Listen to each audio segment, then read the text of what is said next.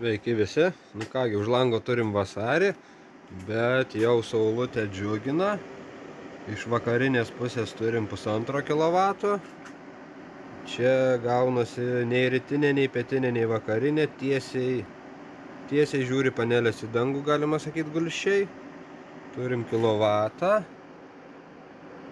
Ir čia turim pietrytinę pusę, turim grubiai 600 vatų. Va, viskas, akumuliatoriai pilni. Namai pajungti, iš karto nukrito ir vatai iš saulės, nes akumuliatoriai, kaip matom, pilni. Namai pajungti, dirba sistema puikiai, garažas taip pat. Viską naudojam iš saulutės. Valdiška elektra atjungta, kuo mažiau su jais reikalų turėti. Kągi, toks trumpas video, prasideda saulutės sezonas po biškį. Džiugina. Visiems iki.